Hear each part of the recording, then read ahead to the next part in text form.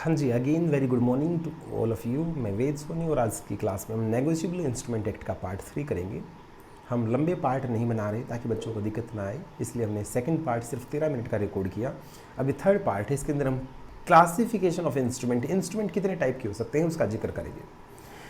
सबसे पहले है बीरर एंड ऑर्डर इंस्ट्रूमेंट। आपने बेटा बैंक करेंसी नोट देखा होगा, उस पर लिखा होता है मैं धारक को 10 रुपये अदा करने का वजन करता हूँ। धारक को बोलते हैं बेटा बीरर। धारक होता है जिसके हाथ में वो है, वो उसी का। जो बैंक नोट होता है बेटा, जैसे 10 रुपये का नोट है, 50 रुपये का नोट है, वो जिसके हाथ में जाता है उसी का हो जाता है। चाहे आपने उसको कैसे भी लिया हो, बीरर इंस्ट्रूमेंट होते ही वो है बेटा, जो जिसके हाथ में जाएंगे उसी के हो जाएंगे। मेरे पास 50 रुपये का नोट था, गर्वित ने मेरी जेब से 50 रुपये निकाल लिए। अब उस 50 रुपये गर्वित के पास हैं, क्या वो चिल्लाएगा मैं वेद का हूँ, वेद का हूँ, वेद का हूँ, वेद का हूँ? बिल्कुल नहीं बोलेगा, वो जिसके हाथ में जाएगा। अब गर्वित उसको देखता जो जा रहा था, कोई चोर उससे चुरा ले गया, वो 50 रुपये किसके हाथ में चलेगी? चोर के हाथ में। क्या वो चोर के पास वो रुपया जो है वो चिल्लाएगा मैं गर्वित का हूँ? बिल्कुल नहीं। जिसके हाथ में बीरर इंस्ट्रूमेंट जाता है वो उसी का हो जाता है, इसी को बोला जाता है बीरर इंस्ट्रूमेंट। लेकिन कुछ ऑर्डर इंस्ट्रूमेंट होते हैं, ऑर्डर इंस्ट्रूमेंट, वो जिसके हाथ में जाएंगे जाते उसी के नहीं हो जाते जब तक प्रॉपरली एक प्रोसीजर फॉलो ना करे। मेरे पास एक शेयर सर्टिफिकेट रखा है। मेरे पास क्या है? एक शेयर सर्टिफिकेट रखा है, उसके ऊपर नाम लिखा है वेद सोनी के पास रिलायंस कंपनी के 1000 शेयर हैं। गर्वित चुरा ले गया। अब गर्वित उसको बेशक अपने हाथ में होल्ड लिए फिरता रहे, वो क्या बोल रहा है? मैं वेद का शेयर सर्टिफिकेट हूँ, मेरी वेद सोनी ने रिलायंस कंपनी के 1000 शेयर होल्ड कर रखे हैं। अब तो गर्वित इसको बेशक लिए घूमता रहे, कभी भी उसका होल्डर नहीं बन सकता। तो कुछ ऑर्डर इंस्ट्रूमेंट होते हैं, जब मैं ऑर्डर दूंगा तो ही वो उसका होएगा, और कुछ बीरर इंस्ट्रूमेंट होते हैं जो जिसके हाथ में जाते हैं उसी के हो जाते हैं। तो बीरर एंड ऑर्डर इंस्ट्रूमेंट का मतलब समझ में आ गया? जी सर। मैं आपको पहले बता दूं, bank note, currency note negotiable instrument act का पार्ट नहीं होते, इसलिए इनको वहाँ से अलग कर रखा है।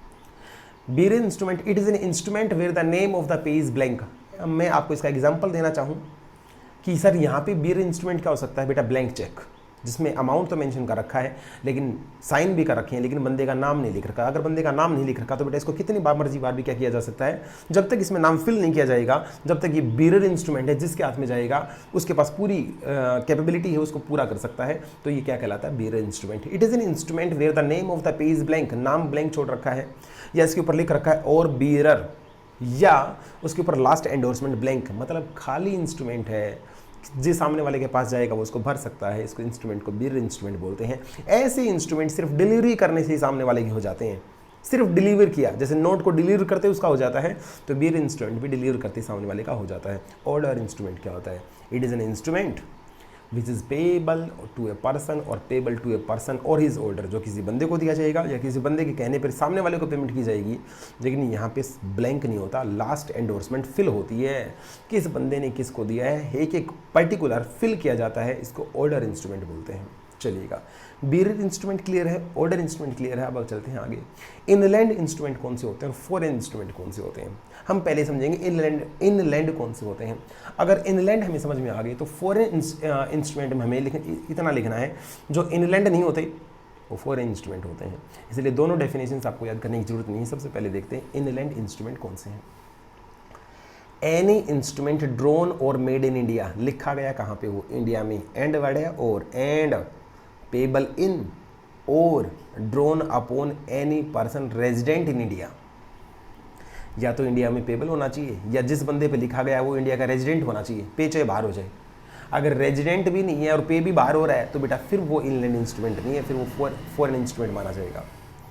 तो इनलैंड इंस्ट्रूमेंट कौन सा है? एनी इंस्ट्रूमेंट ड्रोन और मेड इन इंडिया, जो लिखा गया है इंडिया में और पेबल भी इंडिया में है, या पेबल इंडिया में नहीं है, पेबल बाहर है, पेबल बाहर है, लेकिन लिखा जो गया है वो इंडिया के रेजिडेंट पे लिखा गया है। ऐसे इंस्ट्रूमेंट को इनलैंड इंस्ट्रूमेंट बोला जाता है। एग्जाम्पल, एक promissory note made in Chennai and payable in Delhi, लिखा गया था चेन्नई में, दिल्ली में पेमेंट होगी, क्या दिक्कत है? ये तो है ही इनलैंड। दूसरा, a bill drawn in Pune on a person, bill Pune में ड्रॉ किया गया था, जिस बंदे के ऊपर लिखा गया था वो बंदा जयपुर का है लेकिन यहाँ का रेजिडेंट है, हालांकि बिल पे होना है लंदन में, भाड़े में जाए। ड्रॉ यहाँ पे किया गया और जिस बंदे पे ड्रॉ किया गया वो इंडिया का रेजिडेंट है, दो कंडीशन पूरी होगी, दैट्स ऑल। वो क्या है? इनलैंड इंस्ट्रूमेंट है। सर फॉरेन इंस्ट्रूमेंट कौन से होते हैं? Instrument which is not an inland instrument, जो इनलैंड नहीं होते वो फॉरेन इंस्ट्रूमेंट होते हैं। अब है आगे इन छोटे और एम्बिगियस इंस्ट्रूमेंट कौन से होते हैं। ये इन छोटे है या इन क्वाइट है? फटाफट बताओ बेटा, ये इन छोटे इंस्ट्रूमेंट है या इनकोइट इंस्ट्रूमेंट है? ये इन छोटे इंस्ट्रूमेंट है, नहीं इनकोइट है बेटा, मजाक कर रहा था, इसको बोलते हैं इनकोइट। इनकोइट, आई से इनकोइट और आई से इनकम्प्लीट। बेटा इनकोइट इंस्ट्रूमेंट होते हैं जो इनकम्प्लीट होते हैं, या तो उसके अंदर अमाउंट नहीं होता, या उसके अंदर नाम नहीं होता, या लास्ट एंडोर्समेंट जिसकी ब्लैंक होती है। इट मीन्स हम कह सकते हैं जो इनकम्प्लीट इंस्ट्रूमेंट होता है उसको इनकोइट इंस्ट्रूमेंट बोलते हैं, और जिसके हाथ में इनकम्प्लीट जाता है उसके पास उसको कंप्लीट करने की अथॉरिटी होती है। अगर वो इसको कंप्लीट कर देता है तो फिर ये इनकोइट नहीं होता, कंप्लीट इंस्ट्रूमेंट बन जाता है। सर जिसके हाथ में गया है वो कौन कहलाता है? वो होल्डर है या होल्डर इन ड्यू कोर्स है? होल्डर इन ड्यू कोर्स अगर होगा तो जो उसने उसके अंदर मेंशन कर दिया वो उतने रुपए लेके जाएगा, उसको आपको देने पड़ेंगे, क्योंकि वो बंदा कौन है? होल्डर इन ड्यू कोर्स है। लेकिन अगर वो होल्डर है तो उतने ही पैसे रिकवर कर सकता है जितने उसको वास्तव में मिलने चाहिए थे। चलिएगा देखते हैं इनकोइट इंस्ट्रूमेंट क्या है। It means an instrument, it means an instrument that is incomplete in certain respect. Underline कीजिएगा बेटा इनकम्प्लीट को। मैं नेगोशिएबल इंस्ट्रूमेंट की लाइन दर लाइन को इंटरेस्टिंग बनाने के लिए एक एक लाइन के ऊपर जोर दे रहा हूँ, ताकि जिन बच्चों को दिक्कत आती है कि नेगोशिएबल इंस्ट्रूमेंट समझ में नहीं आता, उनका फेवरेट टॉपिक बन जाए क्या? Negotiable instrument act. It means an instrument that is incomplete in certain respect. The person gives a blank instrument, the person gives a blank instrument with authority, सामने वाले को अथॉरिटी होती है क्या? To complete it with appropriate amount. जितना उसको liable बनता था, अरे यार मैंने किसी को इंस्ट्रूमेंट दिया, उन्होंने कहा यार मेरे को पता नहीं आपको कितने पैसे लेने हैं, आप अपने आप भर लेना, तो सामने वाले को उतने तो भरने चाहिए ना बेटा जितने उसे मुझे लेने हैं। घर में इतने मेरे से 7,000 रुपये लेने थे और उसने भर दिए उसके अंदर 10, और मैंने बाद में हिसाब देखा है मेरे को 7 देने थे, तो अगर मैंने साइन भी कर दिए होंगे तो बेटा मुझे 7 नहीं देने, सॉरी मुझे 10 नहीं देने, मुझे 7 की पेमेंट करनी पड़ेगी, उतनी पेमेंट करनी होती जितने के लिए मैं लायबल था। लेकिन अगर मैंने इस बिल को एंडोर्स कर दिया और किसी HDC ने ये ले लिया तो बेटा वो 7-10 नहीं, जितने उसके अंदर लिखे गए हैं वो बंदा रिकवर करेगा, क्योंकि वो कौन है? HDC होता है। खैर फटाफट बताओ इनकोइट इंस्ट्रूमेंट कौन सा होता है? जो इनकम्प्लीट होता है, जो सामने वाले को अथॉरिटी देता है टू कंप्लीट इट, इसको बोलते हैं क्या? इनकोइट इंस्ट्रूमेंट। लेकिन इनकोइट इंस्ट्रूमेंट की भी डिलीवरी जरूरी होती है। इनकोइट है और अपने घर ही रखे बैठे हैं ना बेटा, इनकोइट में हम सामने वाले को जब तक डिलीवर नहीं करेंगे तो इसको कंप्लीट कैसे करेगा? तो डिलीवरी मस्ट होती है। सेक्शन 20 बोलता है when one person sign and deliver it to another, तो ये बहुत जरूरी है, सेक्शन 20 के अंदर ऐसा बताया गया है। HDC सर कितना भी रिकवर कर सकता है? बेटा एक बात बताओ, हर स्टैम्प की, हर इंस्ट्रूमेंट की एक मैक्सिमम वैल्यू होती है। जैसे बेटा हम कोर्ट में जाते हैं, 11 रुपये का स्टैम्प होता है, 100 रुपये का स्टैम्प होता है, तो उनकी स्टैम्प की अपनी अपनी वैल्यू होती है। तो HDC भी मैक्सिमम उतना ही रिकवर कर सकता है जितनी उसकी स्टैम्प वैल्यू है। ऐसा नहीं HDC के अंदर 5 करोड़ भर देगा तो सारे रिकवर कर लेगा। HDC भी ऑब्जेक्टिव टाइप में पॉइंट आ सकता है, वैसे तो कुछ नहीं है, ऑब्जेक्टिव में पूछा जा सकता है क्या है HDC एनीथिंग रिकवर कर सकता है, तो हम क्या बोलेंगे?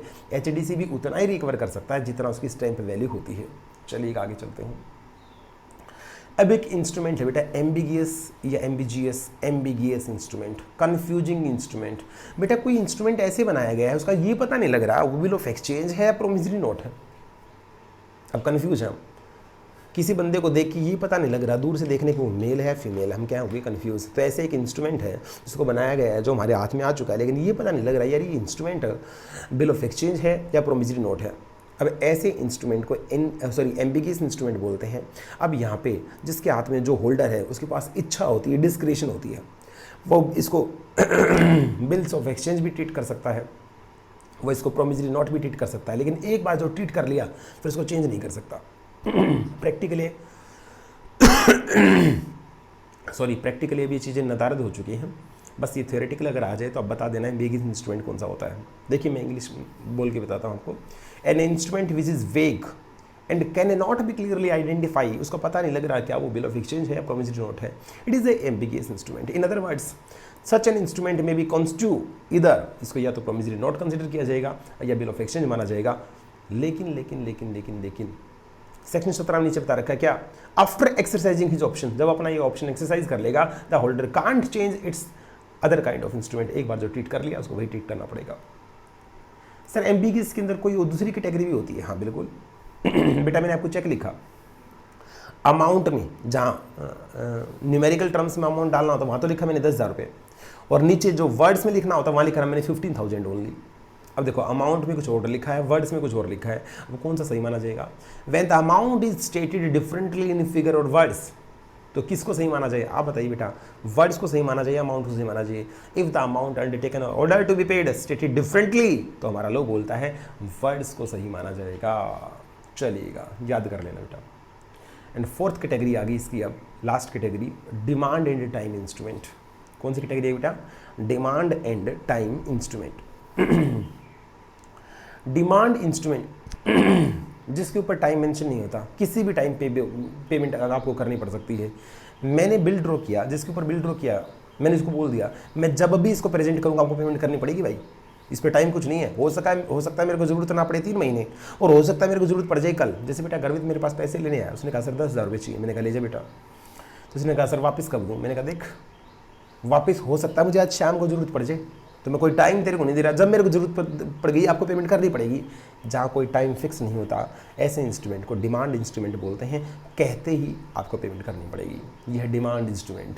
द प्रोमिसरी नोट और bill of exchange in which, sir यहाँ पे चेक का नाम क्यों नहीं है बेटा? Cheque always payable on demand होते हैं, cheque always payable on demand होते हैं, इसलिए यहाँ पे 2 वर्ड लिखे, promissory note and bill of exchange in which no time for payment is mention is payable on demand.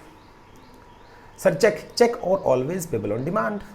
A bill or promissory note is also payable on demand when it is expressed to be payable on, या तो उसके ऊपर on demand लिख दिया जाए, या eight site होता है बेटा आपके पास पहुंचते ही, या प्रेजेंटमेंट आपको दिखाते ही जो भी केस हो जाएगा आपको तुरंत पेमेंट करनी पड़ेगी। ऐसे इंस्ट्रूमेंट को डिमांड इंस्ट्रूमेंट बोला जाता है। दूसरा क्या है? टाइम इंस्ट्रूमेंट, जिसके ऊपर एक फिक्स टाइम है, जितना टाइम दे दिया बेटा उससे पहले आप उससे पैसा नहीं मांग सकते।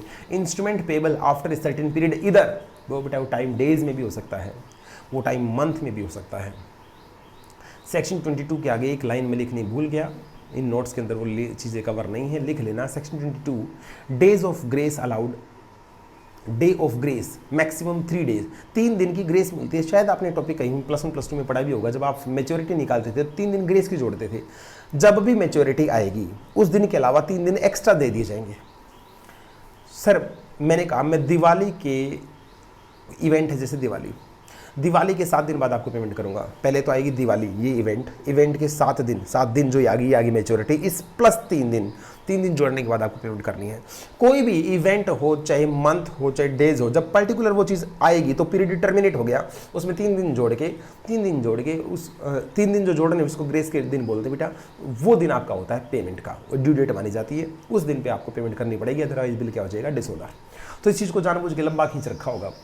अगर इवेंट पे पेबल है तो क्या होगा, एट साइट है तो क्या होगा, प्रेजेंटमेंट है तो क्या होगा। जैसे बेटा ऐसे लिख रखा है बिल में, जब ये बिल आपके पास पहुंचेगा या जब आप इस बिल को देखोगे उसके 3 महीने बाद आपको पेमेंट करनी है। तो जब पहुंचेगा तो पहुंचना एक इवेंट, उसमें कितने जोड़ दिए? 3 महीने जोड़ने के बाद पेमेंट क्या हो गया? टर्मिनेट। अब इसमें 3 दिन क्या जोड़ देंगे? ग्रेस के। लेकिन केस थोड़ा सा सीरियस बनता है बेटा, जब हम 3 दिन ग्रेस के जोड़ते हैं तो और वो दिन एक पब्लिक हॉलीडे आता है। 3 दिन ग्रेस के जोड़ने के बाद जो दिन आया है वो पब्लिक हॉलीडे निकल के आया है। जैसे बेटा 2 अक्टूबर आ गया गांधी जयंती का, तो सर अब क्या होगा? जब अगर कोई पब्लिक हॉलीडे है या गेजेटेड हॉलीडे है, सेंट्रल गवर्नमेंट के द्वारा छुट्टी डिक्लेयर कर गई है, पब्लिक हॉलीडेज का प्री नोन पहले से पता था, तो 1 दिन पहले ही आपको पेमेंट करनी पड़ेगी। उस दिन ही 1 दिन आपको पीछे से रख जाना है। लेकिन सर अगर इमरजेंसी आ जाए तो फिर आप बेटा 1 दिन आपको आगे से रख जाना है। जिसका पता है प्री नोन है हॉलीडे तो आपको 1 दिन पहले ही पे करना पड़ेगा, जिसका प्री नोन नहीं आपको 1 दिन एक्स्ट्रा पे करना पड़ेगा। अभी टाइम इंस्ट्रूमेंट में बता रखा है कैलकुलेशन ऑफ मैच्योरिटी कैसे कैलकुलेट की जाएगी। मैं आपको इसके एग्जाम्पल करवाऊँ, ओरली एग्जाम्पल कराता हूँ। एक होता है बेटा, जैसे मैंने 31 जनवरी को एक बिल लिखा गर्वित के ऊपर, 31 जनवरी को बिल लिखा कि आप सही 1 महीने बाद मुझे पेमेंट करेंगे। 31 जनवरी में 1 महीना जोड़ेंगे तो 31 फेब, लेकिन फेब में तो 31 दिन होते ही नहीं। जब अगर किसी में कोरस्पॉन्डिंग डे नहीं होता, अगर किसी महीने के अंदर कोरस्पॉन्डिंग डे नहीं होता तो उस महीने का आखिरी दिन ही बिल की डेट मान ली जाती है। 31 जनवरी में 1 महीना जोड़े तो आना तो चाहिए था 31 फरवरी, लेकिन फरवरी में तो 31 दिन ही नहीं होते। तो फरवरी का लास्ट क्या है? मान लो 28 फेब है, तो 28 फेब ही इसकी क्या बन जाएगी? ड्यू डेट बन जाएगी। लेकिन ये टाइम इंस्ट्रूमेंट था, तो 28 फेब में अब कितने दिन जोड़ेंगे? 3 दिन जोड़ देंगे, वो आ गया बेटा ड्यू डेट ऑफ इंस्ट्रूमेंट। ये मैंने लगे हाथ एक एग्जाम्पल आपको करवा दिया। चलेगा सर एक बिल लिखा गया, हाँ बिल लिखा गया 31 अक्टूबर को, 31 अक्टूबर, और वो बिल था 1 महीने बाद, 31 नवंबर में 31 होते नहीं, तो नवंबर की लास्ट डेट क्या है? 30 नवंबर 24 में 3 दिन जोड़ दिए जाएंगे। ओके, तो ये पॉइंट बता रखें बेटा, अगर बिल साइट हो तो क्या होगा? पब्लिक हॉलीडे हो तो क्या होगा, तो आपको एक दिन प्रेसिडिंग चला जाना है। पर पब्लिक हॉलीडे का मीनिंग क्या होता है वो यहाँ पे बाकायदा बताया गया है। और यहाँ पे नेक्स्ट प्रीसीडिंग बिजनेस डे लिखा है बेटा, नेक्स्ट सक्सीडिंग होता तो एक दिन आगे होता, नेक्स्ट प्रीसीडिंग बिजनेस डे लिखा है, इसका मतलब एक दिन पीछे की बात कर रहा है। ये था बेटा आपका टोटल काइंड्स ऑफ इंस्ट्रूमेंट। हमने बीरर इंस्ट्रूमेंट पढ़ा, ऑर्डर इंस्ट्रूमेंट पढ़ा, इनकोइट इंस्ट्रूमेंट पढ़ा, एम्बिगियस इंस्ट्रूमेंट पढ़ा, डिमांड इंस्ट्रूमेंट पढ़ा, टाइम इंस्ट्रूमेंट पढ़ा, इनलैंड इंस्ट्रूमेंट पढ़ा और फॉरेन इंस्ट्रूमेंट पढ़ा। सभी हमारे लिए बहुत इंपॉर्टेंट थे। चलिए हम चल रहे हैं आगे। Transfer of instrument. अब हमें बिल को क्या करना बेटा, ट्रांसफर करना है। ट्रांसफर दो तरीके से होता है मेरे बच्चों, ध्यान सुनो। अगर बीरर इंस्ट्रूमेंट होगा तो सिर्फ डिलीवरी से हो जाएगा, जिसके हाथ में जाएगा उसी का। तो एक होता है ट्रांसफर बाय डिलीवरी, लेकिन कुछ इंस्ट्रूमेंट ऐसे होते हैं जो सिर्फ डिलीवरी से ट्रांसफर नहीं होते। जैसे मैंने शेयर सर्टिफिकेट का एग्जांपल दिया था, वो सिर्फ हाथ में जाती आपकी नहीं हो जाएंगे। उसमें क्या होगा, पहले मुझे नेगोशिएशन करना पड़ेगा, इंडोर्समेंट करना पड़ेगा। इंडोर्समेंट समझते हैं, बेचान करना पड़ेगा, बेचना पड़ेगा। बेचने वाले को बोलते हैं इंडोर्सर और जिसको बेचा गया उसको बोलते हैं इंडोर्सी। समझ गए? तो दो तरीके हैं ट्रांसफर करने के। सिर्फ एक पहला तरीका बाय मेयर डिलीवरी, सिर्फ डिलीवरी करने से आपका हो जाएगा। दूसरा एंडोर्समेंट एंड डिलीवरी, पहले इंडोर्समेंट होगा फिर डिलीवरी तो देनी पड़ेगी, लेकिन उससे पहले क्या होगा, इंडोर्समेंट होगा। तो यही बात यहाँ पे लिख रखा है। एक तरीका सिर्फ डिलीवरी से आपका हो जाएगा। डिलीवरी कैसी भी हो सकती है, हो सकता है एक्चुअल डिलीवरी, हो सकता है कंस्ट्रक्टेड डिलीवरी हो। Modes of negotiation of instrument, modes of negotiation में यही दो बातें बता रखी जो मैंने आपको बताई थी। A promissory note, bill of exchange और चेक पेबल टू बीरर, जो बीरर वाले होते हैं वो नेगोशिएट हो जाते हैं सिर्फ बाय द डिलीवरी। अंडरलाइन करो, बाय डिलीवरी, सेक्शन 47। और दूसरा है promissory note, bill of exchange, cheque payable to order. Order वाले जो होते हैं उसमें पहले इंडोर्समेंट करना पड़ेगा और फिर डिलीवरी। तो यहाँ पे अंडरलाइन कीजिए बेटा, endorsement and delivery, endorsement and delivery. चलिए चलते हैं आगे। सर जब इंडोर्समेंट करेंगे तो पहले तो ये बताओ इंडोर्समेंट का मीनिंग कब होता है, जब एक बंदा लिख के किसी दूसरे बंदे का नाम और कोई इंस्ट्रूमेंट सामने वाले को देता है और इस पर्पज से देता है कि ले भाई आज तक तो मैं होल्डर था, अब आज के बाद तू होल्डर बन जाएगा। अगर ऐसे व्यू के साथ किसी को कोई चीज़ दी जाती है, इसको इंडोर्समेंट बोलते हैं। ये मैंने हिंदी में बताया। वैन द मेकर और होल्डर, जब कोई बंदा जिसने बिल बनाया है या जो होल्डर है नेगोशिएबल इंस्ट्रूमेंट का, उसके ऊपर साइन करता है फॉर द पर्पज ऑफ, और उसका पर्पज पता है क्या है, विद व्यू कहाँ गया ये word, sign the same otherwise than maker for the purpose of negotiation on the back और फेस। बैक पे भी लिख सकता है, फेस पे भी लिख सकता है।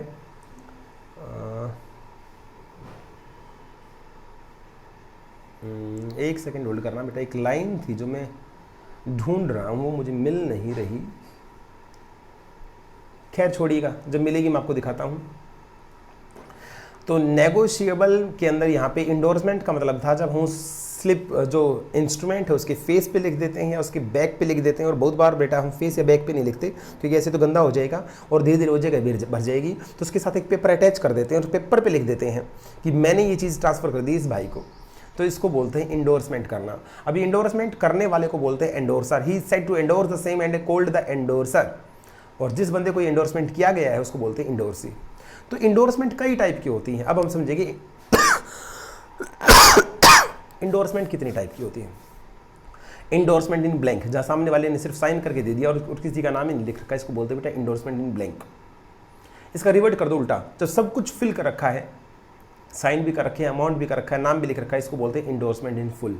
तो बड़ा आसान था, इसमें कोई टेक्निकल बात नहीं थी। Endorsement in blank, endorsement in full. Endorsement का इफेक्ट क्या होता है? इंडोर्समेंट का इफेक्ट क्या होता है? Endorsement of A negotiable instrument followed by delivery. Endorsement भी किया और डिलीवरी भी की है, तो जो प्रॉपर्टी आज तक मेरी थी वो ट्रांसफर हो जाती है सामने वाले के पास। कल तक मैं होल्डर था, अब सामने वाला क्या बन जाता है? होल्डर बन जाता है। और वो भी मेरी तरह, जैसे मैंने नेगोशिएट किया है तो उसके पास भी राइट आता है क्या, वो भी आगे इसको नेगोशिएट कर सकता है। नेगोशिएट का मतलब क्या है? ट्रांसफर करना। हु में नेगोशिएट, नेगोशिएट कौन कर सकता है? जो भी मेकर होता है, ड्रोर होता है, पेई होता है, होल्डर होता है, वो क्या कर सकते हैं बेटा? इसको नेगोशिएट कर सकते हैं। सेक्शन 52 में हम आ गए हैं, बहुत आसान टॉपिक चल रहा है। तो endorser who exclude his own liability और मेक इट कंडीशनल। सर ये क्या है? मैंने कोई बिल ड्रॉ किया और मेरे ऊपर कोई बिल ड्रॉ किया गया, मैं तो कौन था बेटा? बीपी। मेरे लिए बीपी बन गया, फिर मैंने इसको साइन करके वापस पकड़ा दिया, सामने वाले के लिए क्या हो गया? बीआर। उसने बिल को बेच दिया आगे, उसने बिल को बेच दिया आगे। लेकिन जब कोई इसको आगे बेचता है और उसमें ये बोल दे भाई मैं तेरे तक जिम्मेवार हूँ, और कल को अगर इसने तूने इसको आगे बेच दिया ना तो मैं जिम्मेवार नहीं हूँ। कई बार इंस्ट्रूमेंट के अंदर लोग कंडीशन लगा देते हैं, कंडीशन लगाते ही कंडीशनल इंस्ट्रूमेंट बन जाता है। अब उस कंडीशन पे या तो सामने वाला हाँ भरता है या सामने वाला हाँ नहीं भरता। हाँ अगर भर देता है इसको क्वालिफाइड एक्सेप्टेंस बोलते हैं। सर इन केसेस में क्या होगा आप हमें बताइए। जब बेटा कोई बंदा अपनी लाइबिलिटी को एक्सक्लूड कर लेता है, जैसे मैंने चेक काट के आपको दिया और मैं कहता हूँ भाई मैं तेरे लिए जिम्मेवार हूँ, कल को अगर तू चेक इसको किसी और को पकड़ा देता तो मैं जिम्मेवार नहीं हूँ। ऐसे में जो एंडोर्सर है वो खुद की लाइबिलिटी को इन फर्दर केस में एक्सक्लूड कर लेता है। इसको कंडीशनल इंस्ट्रूमेंट भी बोला जाता है, और फॉरेन लैंग्वेज में बेटा इसको बोले तो इसको सेन फ्रेज या सेंस रिकॉर्स इंस्ट्रूमेंट बोला जाता है। और एडवांस बता दूं, इंडिया में ये वाली एंडोर्समेंट वैलिड नहीं है, इंडिया में ये एंडोर्समेंट वैलिड नहीं होती। लाइबिलिटी ऑफ पार्टी एक बार ही देख लो बेटा, ये वीडियो ज़्यादा लंबी ना बन जाए। ओह 20 मिनट की हो चुकी है, चलिए बेटा इसको नेक्स्ट वीडियो में कवर करते हैं।